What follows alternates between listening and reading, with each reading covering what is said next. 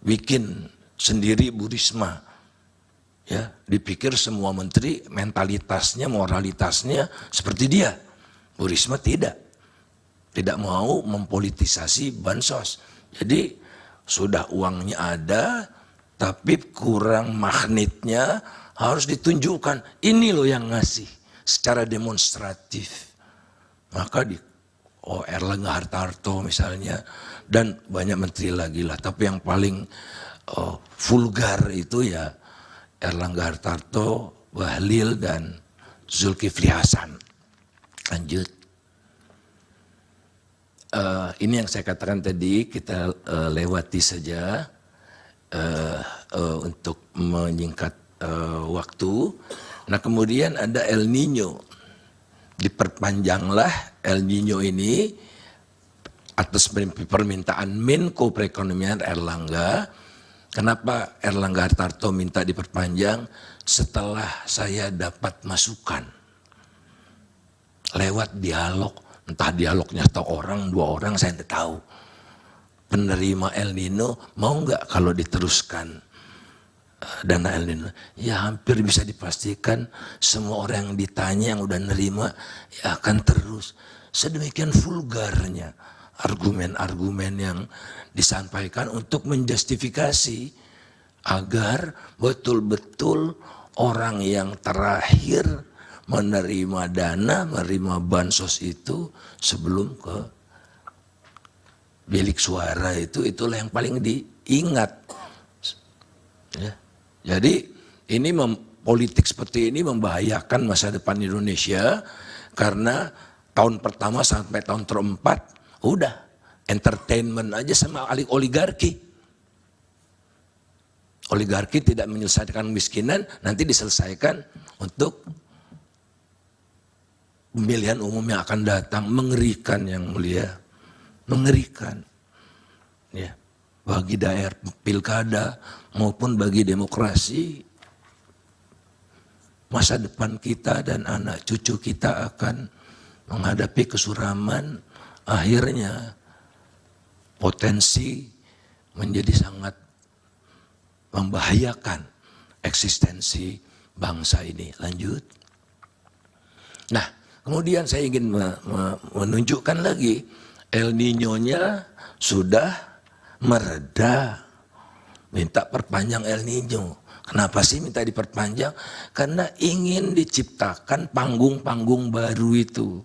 Tidak cukup digelontorkan lewat mekanisme yang ada begitu, tapi harus ditunjukkan nih yang ngasih ini pakai seragam tertentu, pesan tertentu, dan sebagainya dan sebagainya. Jadi panggung-panggung yang diciptakan itu untuk memastikan efektivitas bansos ini semaksimal mungkin.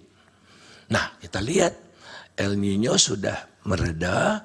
Kemudian juga kalau kita lihat jumlah kekeringan, jumlah banjir, dan cuaca ekstrim lebih parah tahun 2021 daripada 2023. Kenapa 2021 tidak ada El Nino?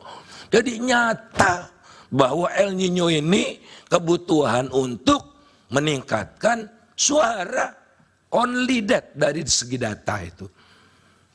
Ini yang sangat memilukan dan seolah-olah kita semua bodoh. Ramalan cuaca sudah disupport oleh BKMG, BPS sudah disupport oleh BRIN dan sebagainya itu. Ya, jadi tidak dipercaya lembaga yang memerintah sendiri. Ini kelihatan di sini. Dengan segala macam bencana yang selalu ada, tapi tidak ada yang bersifat nasional, itu luas lahan panen itu tetap di atas 10 juta, tidak pernah di bawah 10 juta. Produktivitas naik, sehingga per hektarnya naik, sehingga produksi beras, saya langsung saja ke beras, cuma turun 600-an ribu ton. Tapi seolah-olah kita mau kiamat, diimporlah 3 juta ton beras. Logikanya kalau 3 juta ton beras ini digelontorkan ke pasar, Tidak mungkin harga beras mencapai harga tertinggi sepanjang sejarah pada bulan Februari yang lalu. Jadi kita impor ini untuk apa kalau untuk tidak untuk stabilisasi pangan? Tujuan impor kan karena pasokan di dalam negeri terbatas, sehingga pasokan terbatas sehingga harga naik. Oleh karena itulah ada stabilisasi, kita tidak bisa menunggu panen sebelumnya, kita impor. Importnya 3 juta ton, padahal penurunan produksinya 600-an ribu ton. Apa yang ada di kepala mereka itu? Oh, siapa tahu nanti 2 periode ya masih bisa nih ada stok buat bagi-bagi beras sampai putaran, maaf bukan periode, putaran. Jadi penuh dengan siasat yang menurut saya sudah keterlaluan lah, terlalu vulgar. Kemudian kelihatan pula bahwa masalah pangan di dunia kian mereda, harga pangan secara keseluruhan turun mulai Desember, dan mulai Januari harga beras di pasar internasional mulai turun. Seperti kelihatan di tabel yang di peraga yang bawah. Tapi di Indonesia naik terus, mencapai level tertinggi sepanjang sejarah menurut catatan BPS. Ya, untuk menyopankan harga supaya tidak 17.000, cakupan berasnya ditambah yang murah-murah sehingga jadi 15.000, tapi yang manapun itu tertinggi sepanjang sejarah. Jadi konsekuensinya sampai sekarang harga beras masih tinggi sekali, dan mengingat 20% garis kemiskinan itu ditentukan oleh harga beras di desa, 17% di kota, maka pemerintah dengan bansosnya itu membantu orang yang miskin, tapi orang yang tidak miskin jadi miskin tambah banyak. Dan memang cita-citanya bukan mengentaskan kemiskinan kalau begitu, menaruh harapan agar suaranya bisa satu putaran lanjut. Nah, ini pork barrelnya, ciri-cirinya sedemikian banyak di Indonesia. Saya tidak akan sampaikan satu demi satu, tapi pork barrel yang vulgar.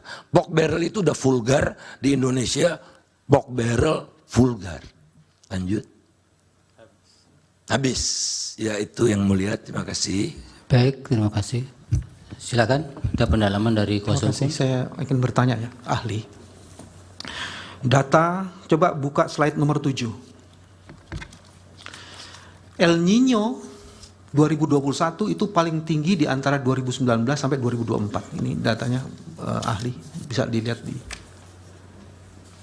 Betul? Ya. Oke. Kalau saya kemudian melacak berapa jumlah bansos yang diberikan tahun 2021 ketika El Nino tinggi, itu hanya 468,2 triliun. Di El Nino 2024 yang jauh lebih rendah, tapi dia meningkat 496,8 triliun. Jadi hampir 30 triliun. Di saat El Nino gila-gilaan 2021 itu, dibandingkan 2024 yang El Nino-nya tidak gila-gilaan, itu ada peningkatan bansos sekitar 30 triliun. Satu. Terus yang kedua yang menarik adalah tadi juga data. Lanjutannya poin 8. Ternyata akibat El Nino itu penurunannya hanya atau di produksi beras itu hanya 600.000 ton. Tapi kemudian diminta untuk melakukan import 2,63 juta ton. Hampir 3 juta ton. Ya kan? Berarti naiknya itu sekitar selisihnya itu menjadi hampir kalau dia data itu selisihnya 2,63, kira-kira 500% naiknya. Coba buka data lagi, setelah itu saya akan bertanya. Data nomor 6.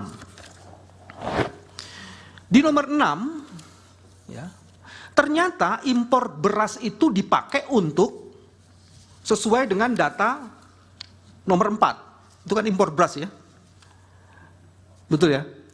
Jadi menyalurkan beras dengan atribut mari kita kaitkan dengan poin 4, slide nomor 4. Nih Bang Faisal, ahli. Oke. Pertanyaan saya begini jadi.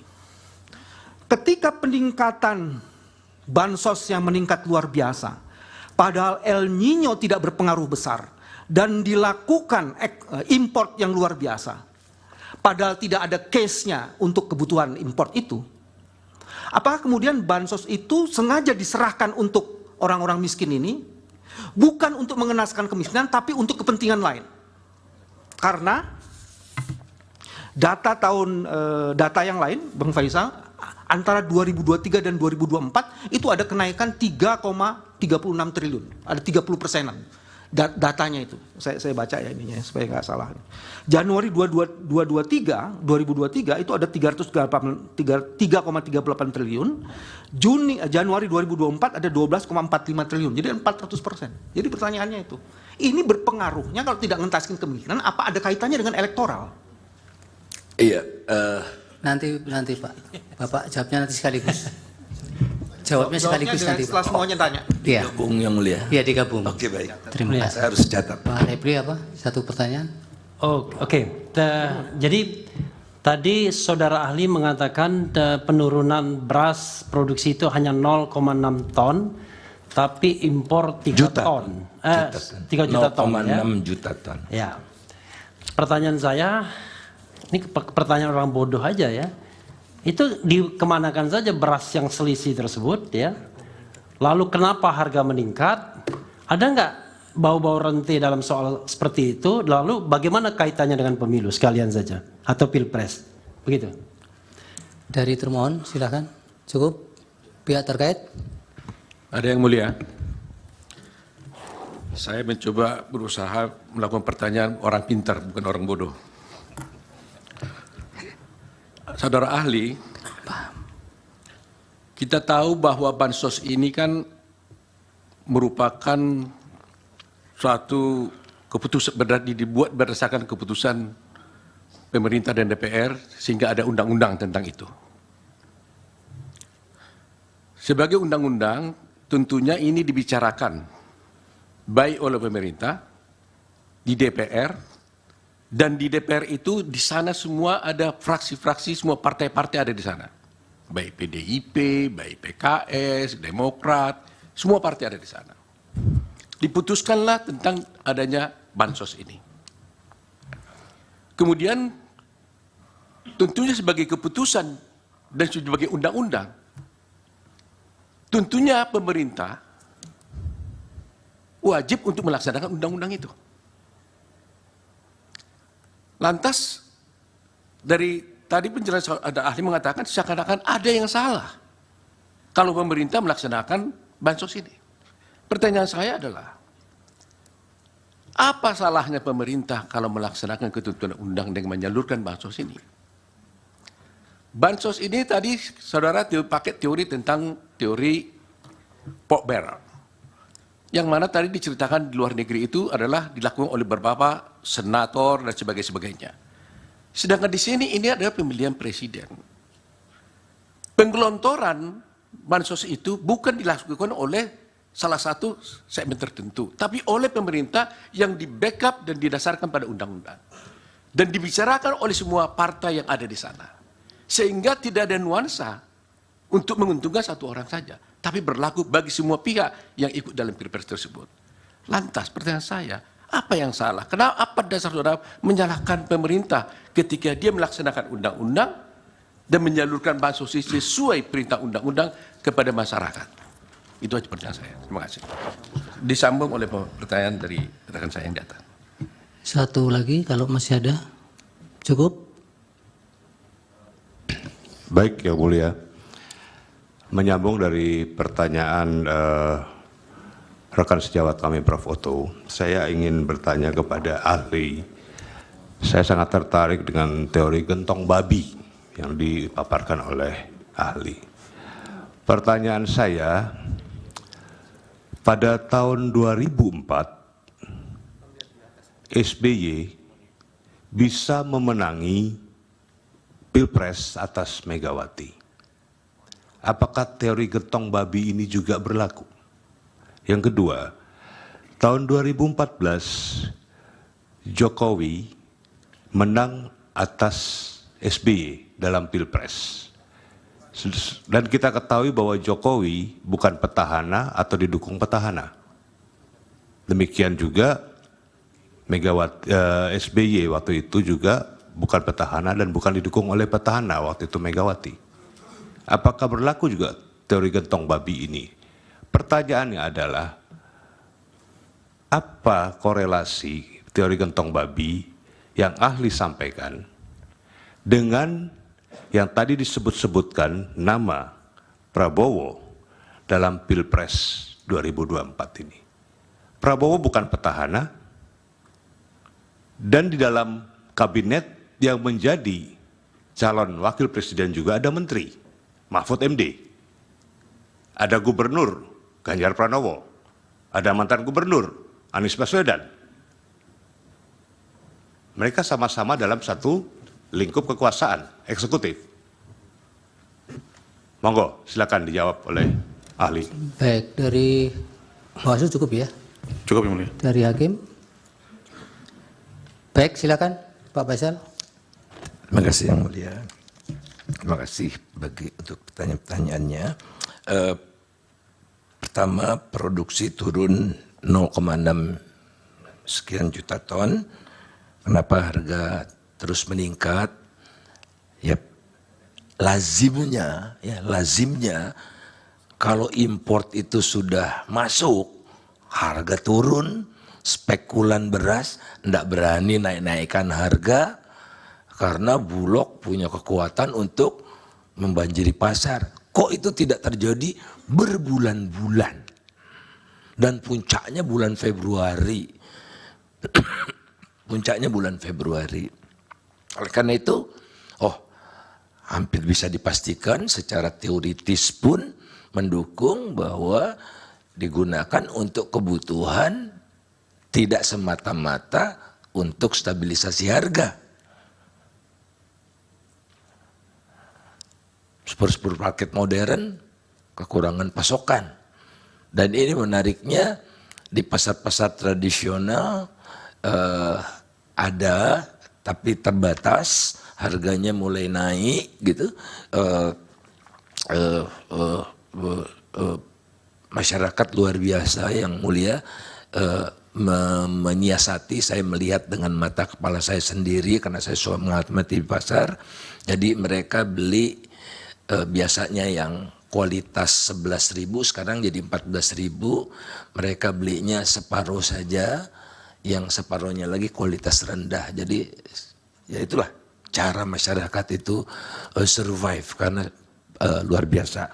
Oleh karena itu hampir bisa dipastikan mungkin juga susut dimakan tikus, ada hama tikus nasional sehingga gudang-gudang Bulog tergerus habis gitu. Tidak juga gitu kan. Jadi apa ya, kembali lagi pork barrel itu pork barrel plus ya, pork barrel plus yang memastikan targetnya tercapai sebanyak-banyaknya sebagaimana yang dinarasikan kalau bisa satu periode. Nah kemudian El Nino 2021 ada juga El Nino, tapi tidak ada bansos El Nino. Tatkala intensitas El Nino-nya lebih tinggi dari 2023-2024 gitu. Dan ini pun diperpanjang lagi kan, sudah tidak ada El Nino, ada bansos El Nino udah hampir selesai dan intensitasnya lebih tinggi tahun 2021 gitu. Tapi tidak ada waktu itu bansos, lagi-lagi ya karena tahun ini spesial ada pemilu gitu. Sesederhana itu. Kemudian kalau dilihat dari terkait dengan bansos, sebetulnya gelondongannya kan perlindungan sosial. Jadi ini adalah program social protection. Jadi ini bukan, kalau bansos itu seolah-olah belas kasihan, kemurah hatian.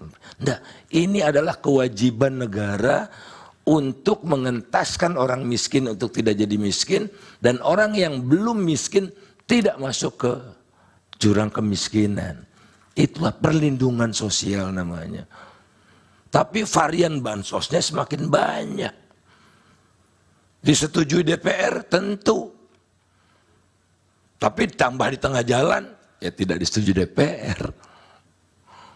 Pelaksanaannya dilaksanakan oleh para menteri dengan kamuflase. Ini dari Pak Jokowi, nggak disepakati oleh DPR. Import disuruh 3 juta, tidak persetujuan DPR. Banyak sekali. Dan kita tahulah kehidupan berbangsa di kita kan, kita sempat presiden heavy, lantas parlemen heavy, presiden heavy, sekarang Jokowi heavy. Not only presiden, Jokowi heavy. Apa yang diingin Pak Jokowi harus terwujud. Itu yang membuat situasinya lebih masif, dan matter of time saja nanti penerima bansos-bansos itu juga banyak yang tumpang tindih. Di Sunter, di daerah hampir tiap hari ada pembagian bansos untuk orang yang sama. Pusing ini bansos apa lagi katanya. Orangnya itu juga kan. Yang miskin itu kan, yang miskin. Kemudian kalau yang bagi-bagi lempar seperti ngasih makan bebek, ya, itu cuma ada di Indonesia itu. Dilaksanakan oleh presiden sendiri. Betapa tidak beradabnya manusia Indonesia di mata Pak Jokowi. Udah biasa. Dan intensitasnya tahun ini luar biasa. Intens, bahkan pernah berkantor di salah satu provinsi besar untuk bagi-bagi. Saya sebetulnya ingin cerita tapi tidak etis. Bisa dipersingkat, waktunya sudah habis Pak Faisal. Waktunya baik Bapak, makasih. Masih terakhir tadi pertanyaan pihak terkait yang belum terjawab, bisa diberi waktu 1-2 menit. Tong babi. Ya, yang keterlibatan mantan-mantan gubernur, kemudian toh ikut kontestasi juga itu. Kan ini pemilu nasional, relevan marketnya kalau di pengadilan KPPU yang mulia, relevan marketnya bukan provinsi. Jadi gentong babi ini mengacu pada praktik yang dilakukan oleh politisi yang menduduki jabatan tinggi di pemerintahan pusat yang mampu menggelotorkan uang lebih besar gitu agar menarik pemilih sehingga dia terpilih kembali. Jadi beda relevan market kalau kita bicara gubernur, bupati dan sebagainya, karena yang dihitung adalah nasional, dan gubernur atau bupati tidak punya aparat sampai ke seluruh Indonesia. Gubernur Jawa Timur tidak bisa memerintah kepala desa di Papua, nggak bisa. Tapi kalau presiden bisa, kalau menteri dalam negeri bisa, polisi bisa. Itu kira-kira bedanya. Baik, terima kasih. Pertanyaan kami juga belum dijawab Yang Mulia. Sudah tadi keterlibatan DPR tadi kan? Ya, tapi Hanya memang ada beberapa actionnya yang kemudian tidak match, itu tidak maunya DPR. Sudah dijawab tadi. ya, Pada bagian mana yang dijawab? apakah memang pemerintah yang melaksanakan ketentuan undang-undang tentang bansos itu, apakah bisa dipersalahkan pemerintahnya kalau dia melaksanakan ketentuan undang-undang? Saya rasa jelas tidak perlu dipermasalahkan.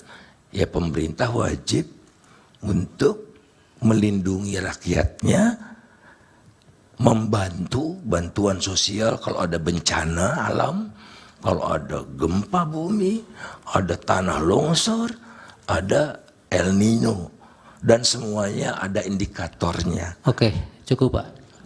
Yang mulia, mungkin ada miss sedikit. Pertanyaan saya tadi bukan menyangkut gubernur. Pertanyaan saya tadi adalah bagaimana ketika tahun 2004 itu SBY bisa menang atas Megawati dalam Pilpres. Dan kemudian 2014 Ya, Jokowi ada yang menang ditambahkan Pak Faisal dalam berkaitan dengan itu? Ya, itu belum dijawab. Tidak masuk dalam kriteria politik gentong babi karena Pak SBY waktu itu bukan incumbent. Pak SBY incumbent pada pemilu berikutnya.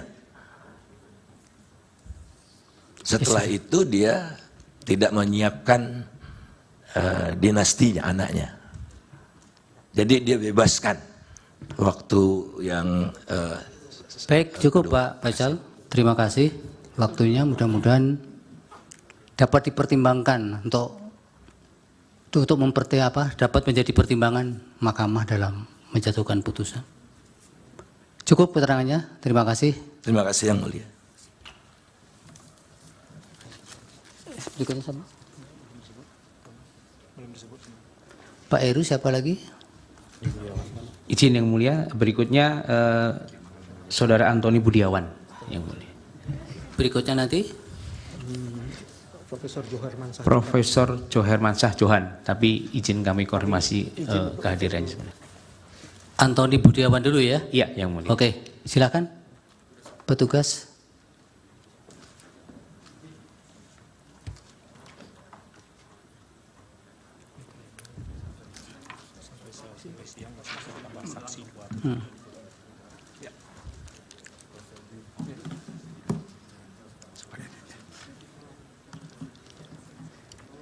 Waktunya 20 menit Bapak dengan pertanyaan-pertanyaan nanti. Silakan. Baik yang mulia, Hakim Mahkamah Konstitusi. Pada kesempatan ini saya menyampaikan makalah dengan judul Perpanjangan Pemberian Bantuan Sosial sampai Juni 2024 diputus secara sepihak oleh Presiden Joko Widodo